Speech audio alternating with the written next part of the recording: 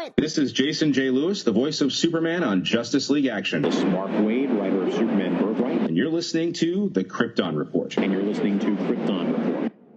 Up in the sky, look! It's a bird! It's a plane! It's the Krypton Report! The All Things Kryptonian podcast, including Superman and Supergirl. We discuss games, movies, cartoons, TV shows, and comics. Find us on Facebook, Instagram, YouTube, and Twitter.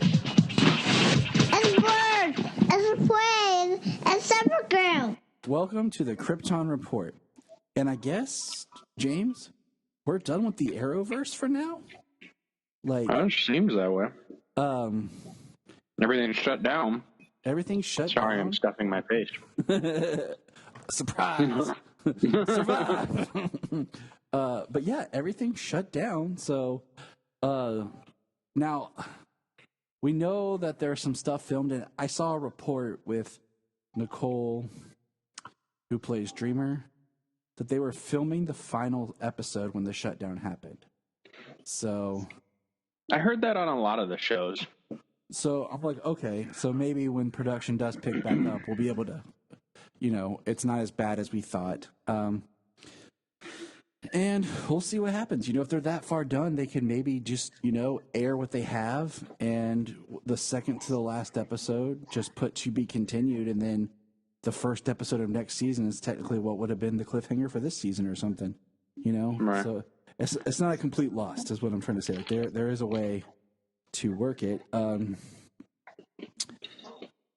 Let's see. No, I mean, unless they just push it into the summer when they finally do get. They push back a week the premiere of Stargirl. That doesn't really make sense, but whatever. Yeah, that's all done. The weird thing, I mean, honestly, the thing I feel for, say, these CW shows is they're filming they film in Canada, right? They all film in Vancouver. And the other countries are a little on a little more of a lockdown. Yeah. Besides essential personnel, and are more serious about the things. Plus, most people, a lot of people in other countries, maybe say Canada and stuff like that, everything's a little more balanced. So perhaps some of those people are, some people have more ability to go to the stores, They didn't, or have enough to stay locked down. So some of these countries that are on a full lockdown and go for a month or so, then it's kind of like they go into a relapse, or not a relapse. I don't want to say recession. No, I feel you. But they come back from it. They start having people recovering from it, and the number of cases start to go down. So, whereas here in the United States, people don't want to stay at home so they can stop the spread of this thing and get it under control.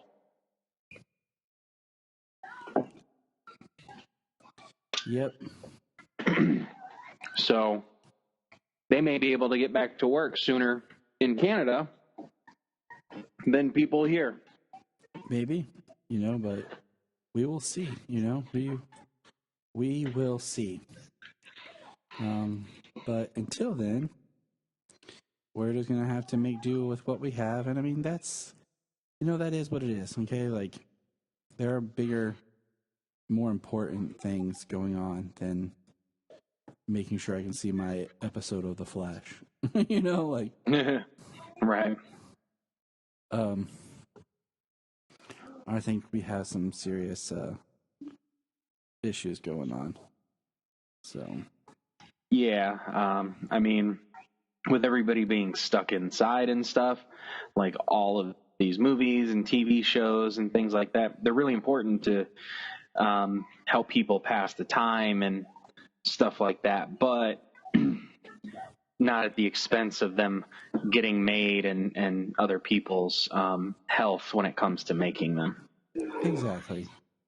So we got some news that they are recasting General Sam Lane for Lois and Clark. So that's all we know. Just worth mentioning because we've both talked about the return of Sam Lane and hopefully Lucy Lane. If they bring Well, now that we've had Crisis and it's one Earth, they could just be another Sam Lane and Lucy Lane from another Earth, and they've all just those lives, they all merge. Yeah, I mean, Crisis is the wink, wink, we can change what we want and get away with it. Yeah. Well, that's pretty interesting. It's kind of a cool thing when you think about it, the way that the timeline goes. Like, so it comes from the beginning of time. So when the heroes wake up, everybody has lived their lives up to that moment. Whether the heroes remember their previous lives or their current lives, but everybody has full memories, full time. Existence has lived on for billions of years by the time the heroes wake up. I kind of wish that Barry had kind of that thing going on, like where you see a little bit of like his memories trying to realign. Because we had that episode where, things weren't the same since Crisis, like the train, his parents' grave, stuff like that. So that's news. There's not a whole lot of news. What else did I have? Hold on. Where did my news go? What the heck, phone? Oh my gosh. So comics in the world are kind of on a stop because of Diamond.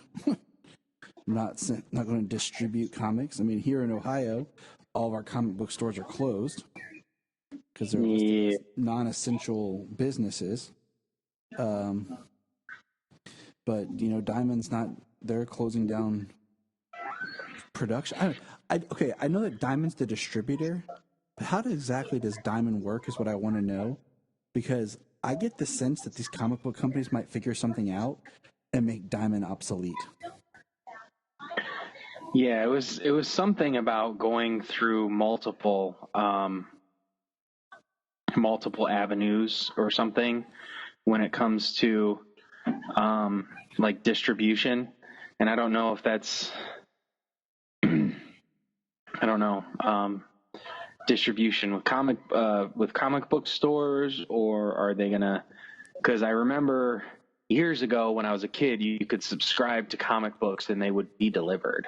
You still delivered can. to your house. You still can. Can you do that? Okay. There's a thing on DC at the bottom where it says subscriptions. Oh, okay. And well, I mean, to have the physical issues delivered to your home via mail or something like that. My friend used to do Green Lantern like that, and I haven't explored it. But I just feel like I know that. So there's a comic book store here near us that does like old comics and collectibles and toys, and it's a really cool shop, but they don't do anything new. And he explained to me issues with Diamond because you had to buy so many of certain issues or so much of this and carry so much stock or volume to even be able to get new books in. And I'm just thinking, man, if they can find a way to like get rid of Diamond, some of these smaller indie shops like that might start carrying new books. So I don't know. It's something that we'll wait and see exactly what that's going to mean. I mean, you can still buy stuff digitally, but I prefer the physical books. Yeah. I mean, issues is kind of one thing, having issues. I mean, even it's nice to hold issues in your hand as well, but I still buy more trades than or try to buy more trades anyways. Whenever I get some issues, I try and get a trade. Oh, I'm with you. Like, there are few books and stuff that I buy individual issues, but trades, they're pretty wonderful. It just makes reading series easier when you're like, oh, I want to go back, because sometimes like it is difficult to go back and read stuff, because you can't always find the issues that you want because they weren't collected like they were now. Yeah.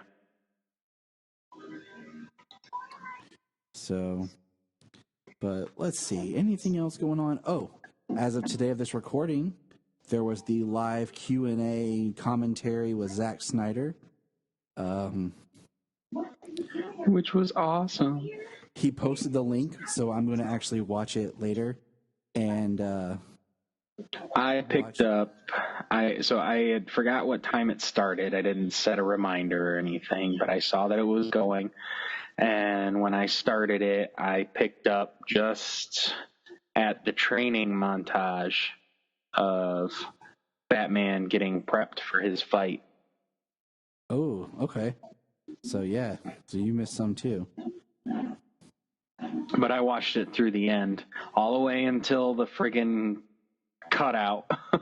All the big tease slash. Everyone thought there was a problem, but they did it on purpose. So. Yeah, they did it on purpose. I don't know, man. Like, I want the Snyder cut. I want it, and I don't think I've ever wanted a movie so bad in my life.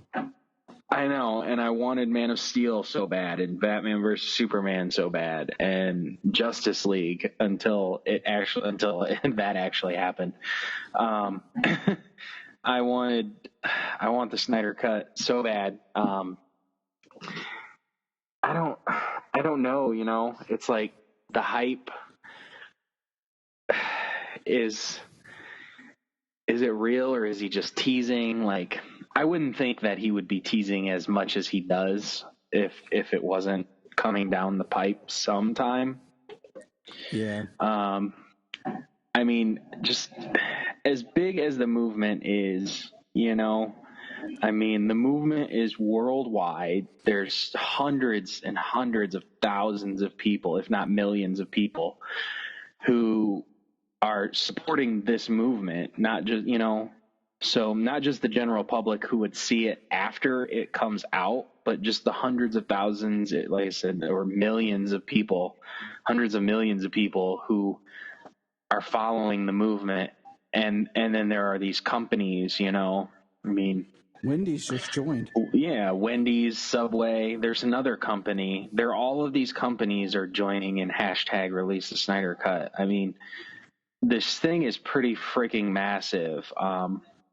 It'd be absurd if they weren't. And from what they say, which is nothing official, you know, is that there have been talks of Snyder, like, what would it take from Warner Brothers to Snyder? What would it take him to be able to finish the movie?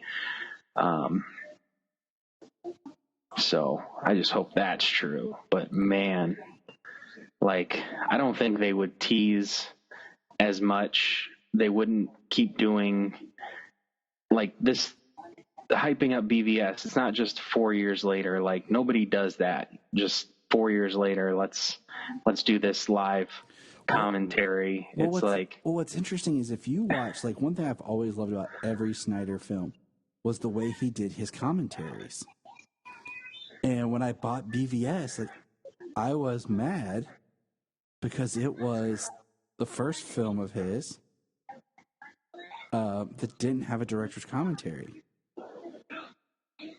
And I was like, what the heck? Like, I love to go back and watch the Man of Steel commentary, watch the Watchmen commentary, but it's nice to see, and I'm gonna do the commentary.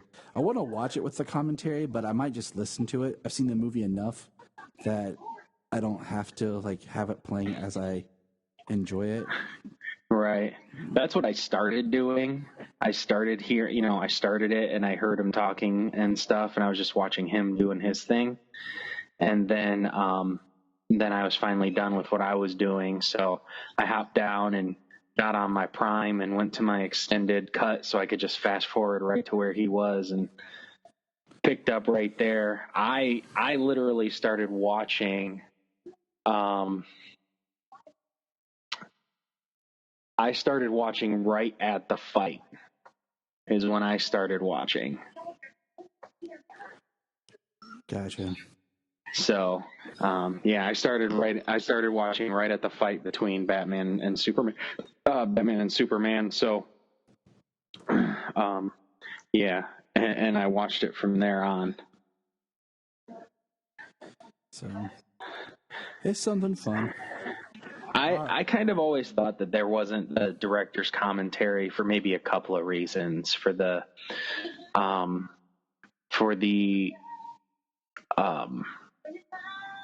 divisiveness of the movie.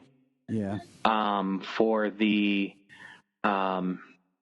fact that he was, by the time the movie came out, he was pretty much going right into shooting Justice League, and was pretty busy, and as well as the way that Warner Brothers freaking had their extreme knee-jerk reactions every time a movie came out and wanted to change everything about the next movie. So, basically friggin', buried him under a mountain of changes so he couldn't get it done. Yeah. So we are now going to discuss as of this recording, the last episode of Supergirl that we have for a while. So, and it is Alex in Wonderland. All right, James, you got a summary for us today? yeah, short and sweet. Supergirl Season 5, Episode 16, Alex in Wonderland. Alex uses a pair of obsidian contact lenses to visit a virtual national city where she takes on a whole new persona as Supergirl. Kelly helps William investigate Lex, and Kara deals with difficult news. All right. So this episode, as we talked about last week, picks up where we learned that Jeremiah died. And I had to take a step back and try to remember where, last time we saw Jeremiah was in season 2. And I had to remember everything that happened with Jeremiah. And I forgot, that, I knew he was with Cadmus.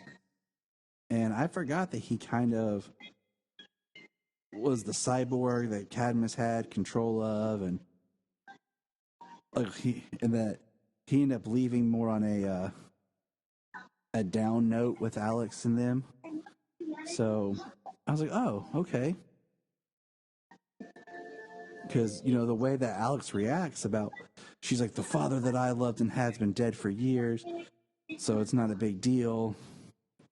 And I was trying to remember. I'm like, okay, wait, what happened? So, did you remember, the last time we saw Jeremiah? The last thing I can recall of seeing Jeremiah was around the time when we saw the real Hank Henshaw. And he was trying to be cyborg Superman. But he left because Cadmus was still kind of after him or trying to control him or something. That's about vaguely what I recall. And that's the last time I recall him being around. I will say, no matter what, he got the short end. This was very much, I felt like almost like an afterthought, kind of rushed, like, hey, let's just kill Jeremiah off. Because like in this episode, not to skip ahead or anything, but in this episode, there's a part where we see basically a body double of Jeremiah,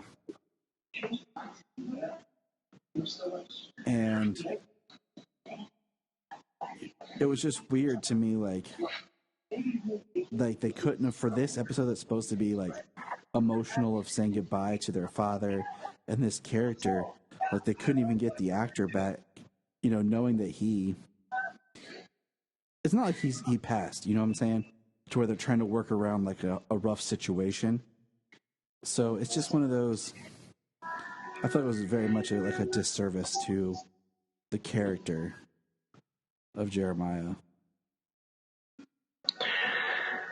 I mean, I was at least glad they gave him a good what's the word? They gave him a good story as what he was doing when he died. That he was back where he had first found John.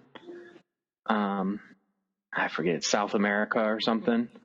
Was it? And I forget. Yeah, me too. They said some kind of like region. I don't think it was Peru, but I sounds like it started. I recall it maybe starting with a P, but Peru doesn't sound totally right. Peruvian? I don't know. I have no idea. But he was back in the same region that he found Jean in, and he was helping and protecting a village or villages in the area. So he was doing good things before, teaching people. But he was doing good things for people when he died.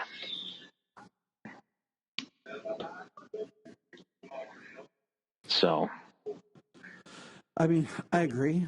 It just kind of stinks because even when they do the quote unquote like the last couple of minutes where they kind of shoehorn a funeral in, they got Helen Slater back for a very tiny part, which makes me wonder if like she's supposed to like appear in the next episode or anything. But they don't even have like a picture of Jeremiah or anything at the funeral. Yeah, that was crappy. And then the body double, which was terrible. Like it didn't look anything like Dean Cain from any angle, even from behind. I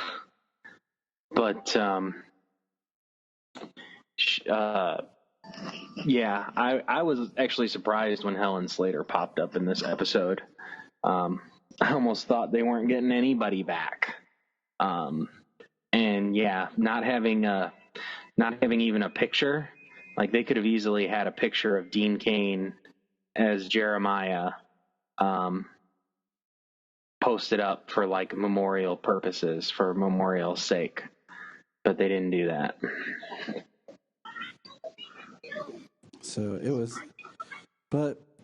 that's, I mean, the Jeremiah like that is so small at the end.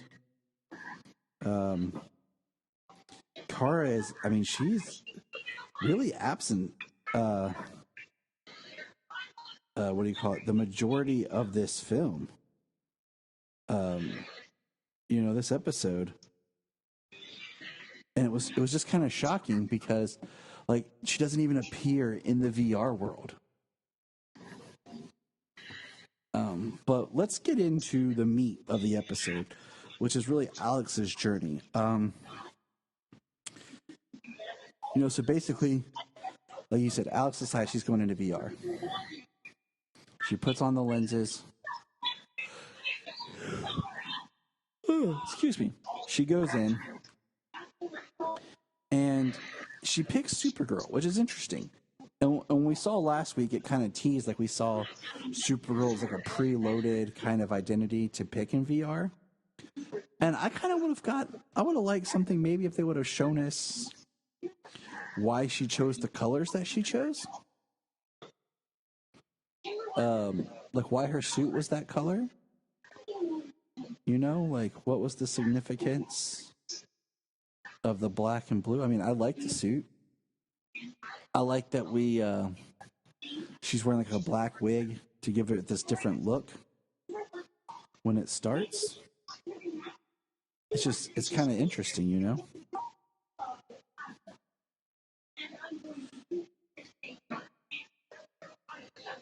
Yeah, I thought, I mean, the color scheme was really cool. I kind of maybe just thought that, you know, black kind of for the fact of what she's dealing with. That makes sense. But that was already preloaded, remember, last week. Was that how it was? Yeah. No, I'd have to go back and watch last week's. I only watched the episode once. But I mean, when another girl shows up as Supergirl in virtual reality, she's wearing the original. Exactly. She's wearing the skirt and everything, which was cool. A nice little callback, you know. So Alex gets in there, and she's having a good time being Supergirl and Kara, and she's in virtual land, and she's loving it. And she meets Tilly, who's what's she called? Oh man, I had it written down. Was it Tilly the treasure hunter? Yeah. And she had a sister that was sick named Jill. And she talked about how she can't afford the ticket to go see her sister. And then later, Alex runs into her again and starts talking to her. She has no memory of her sister. She doesn't answer to her real name. And it's kind of an interesting part because we start to see that there are people in VR who are losing themselves to VR. Yeah, the first person is that guitarist who's always there, and he doesn't realize he's in a virtual reality world. And then that's when we get the first reveal of that that room we saw at the end of the last episode, where they're taking people who get lost or get stuck in the VR, and that's where they're just staying. So that definitely has something to do with Leviathan's plan about trapping. They're building the Matrix. I mean, that's all it is. Yeah, pretty much, yeah. I mean, they're trapping people in VR. They're giving them the sense that this is real, and then they're taking the bodies to a warehouse. Let's see. Her real name was Bonnie, and Tilly was her character. Mm-hmm. But Alex, you know, goes along with the DEO. She shows up at the DEO, and the Henshaw is attacking. And it's, you know, regular, original Hank Henshaw. And I thought that was interesting because, you know, that was the villain that they chose, and she's Supergirl, so she shows up. They mention they've taken your sister, Kara, but we never see Kara. So just on a screen. Yeah, like a publicity still type photo thing. So I thought that was kind of interesting, you know, like what was going on? Like, did Melissa just need time off, you know? Like, so now cut back, okay? And we find out that 500 users have been in VR for over 48 hours. Because William is investigating and is talking to Kelly. Which was kind of an interesting kind of scene to see them two together. You know, like two side characters talking and communicating without having one of the main people that tie them together there, you know? Right. Because she's like, so I found that interesting.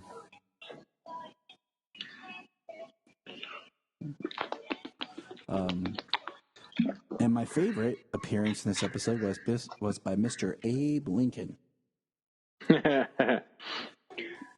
Honest Abe. Right. Well, there's some interesting things about this episode. I mean, yeah, there's some different people showing up, who people want to be in VR and stuff.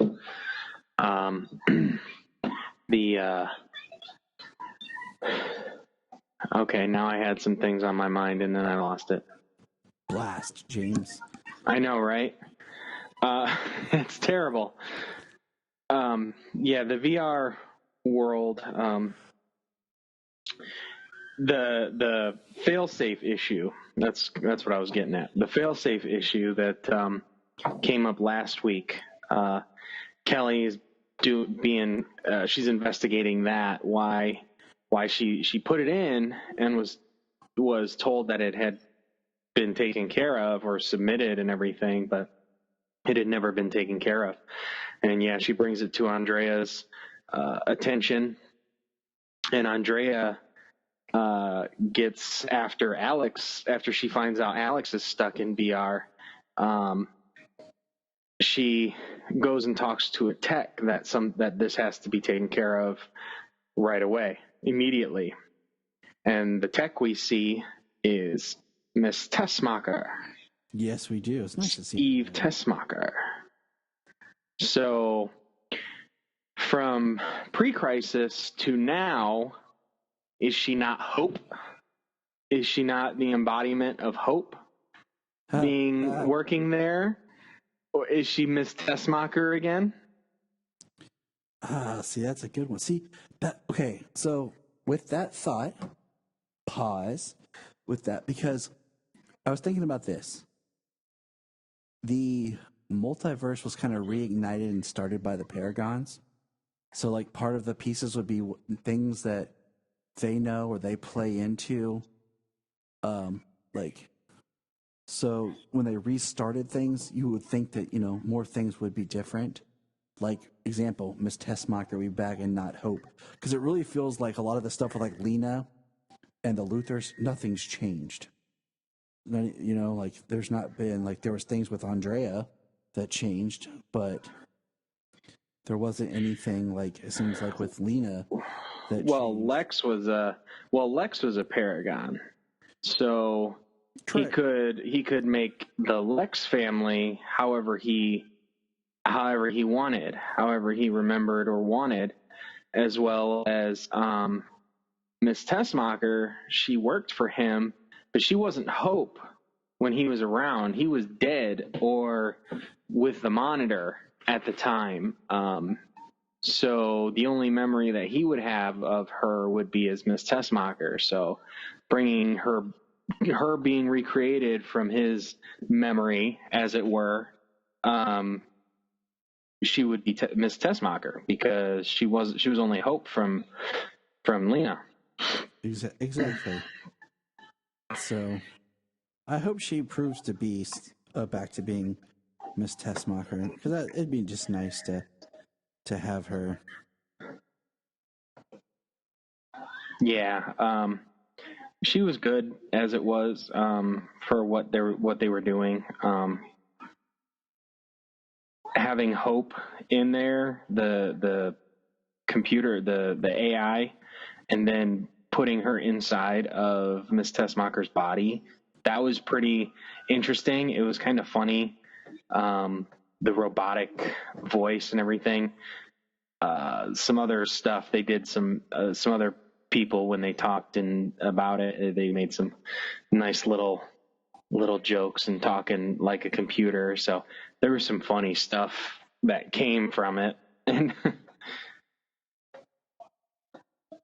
I mean, it was interesting how it happened.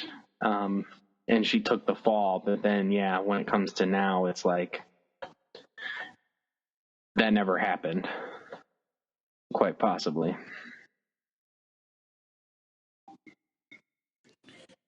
Yeah.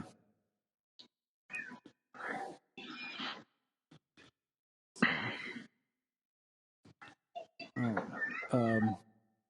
So with that being said, we move forward with the fact that Alex is stuck, and Alex thinks she gets out of VR. Okay, she thinks this isn't real. Something's wrong, and we see her wake up, but then we hear something, and she busts out. So she woke up inside another level of VR, and we now see her in the Supergirl suit, but she doesn't have the wig on. So it's her regular Alex hair. And it's playing into the fact of her thinking that this is real, that she wasn't in VR. Because Alex has the red eyes, and we're told that Psyche is attacking. And this is where Kelly has to go in to get her. And we see our shimp of Jeremiah. And then Alex is working with John and Brainy. And then Dreamer shows up. And they're trying to get her out. And eventually Alex realizes what's up and ejects herself with Kelly from VR. And there was a good scene earlier where Kelly was trying to get her out of VR. And she even ejects her with her epinephrine adrenaline pin. And doesn't do anything. And then she calls our favorite CEO, Andrea. Rojas. and she does nothing. Because like Jania said, she is useless. And I like this episode, but I don't love it as much as I feel like I should have. I think they could have done a lot more with Alex being stuck in VR. It could have been a lot more of a fun trip for Alex than how they did it, I think they did. I mean, the VR was pretty hardcore in trying to make her believe it was real. The avatars of Jean and Brainy and Dreamer, they were hardcore trying to get her they had malevolent intent as computer programs, as avatar characters, and they made her believe she was in the VR, and then they tried to pretty much lock up Kelly before she ejected herself. Yep. The first time. So that was pretty wild to see the characters, to see them play those characters like that, being malevolent like that. And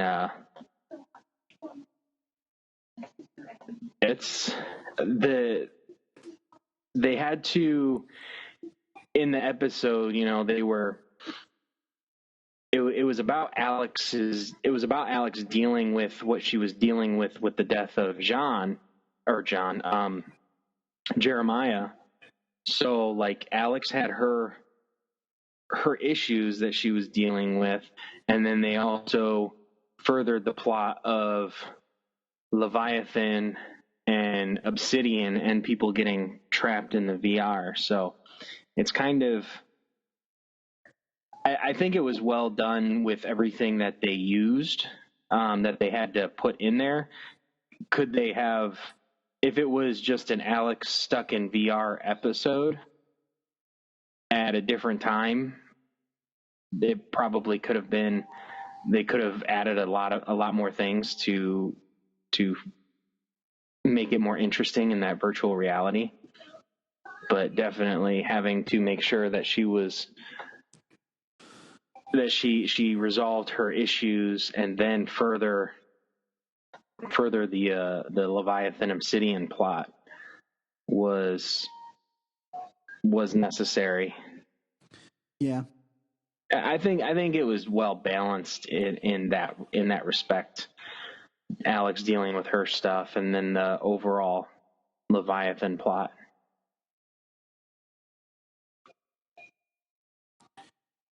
I mean, you're right. So I mean, I think it works effectively. And the other thing is, this episode that I actually really did like is William gets a tip and finds the warehouse where all the bodies are, but old lady Leviathan is there, and basically Gemma. No, it wasn't Gemma. It was the old one who I originally thought. Oh yeah, no, Gemma's the young blonde one. Yeah, you're right. Old lady Leviathan. Yeah, I don't think we got her name yet. And then so he's walking around, and if he just would have walked around, if he would have walked around some more, he would have found him. All she did was cloak him. Yeah, how convenient that he just stops where, I don't know, seemingly the tracks end. Yeah. Was she cloaking him, or is that room cloaked, as it were? I don't know. She was, because then he walks out and he finds a bracelet, a medical bracelet. And I'm like, okay, at least he got something out of it, Because, and I like that because yeah, it'd have been a waste of time for him just to show up and leave and not get anything. I like William as a character. I'm not on board with a him and Kara thing, but I like him enough. I think he's a competent person and character. I would like to see him actually accomplish something. But yeah, so I mean, that is our Alex and Wonderland episode.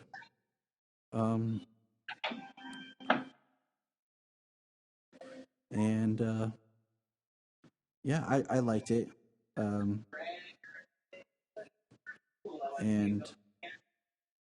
I'm sad that this is where we have to end it for now, Right. Yeah, that there's just no more right now. It's that kind of sucks, But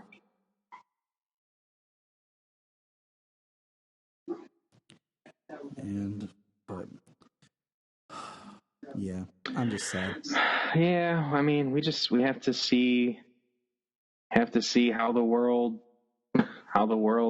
recovers here. There's plenty of stuff to keep us busy, so yes, there is. We'll still have episodes. We have a fun episode coming up that we're doing, and it'll be interesting to hear. Just a heads up for everyone, Brian ranting. Yeah. So that'll be a good time, and until then, we'll come back with some more discussions here and there, and we'll keep you entertained. So keep up with us, and hey, also give us a shout, drop us an email, talk with us. We'll read the emails online. It's kryptonreportpod@gmail.com, and start up a discussion. Let's have some fun. Look up in the sky. Look up in the sky. Look in the sky.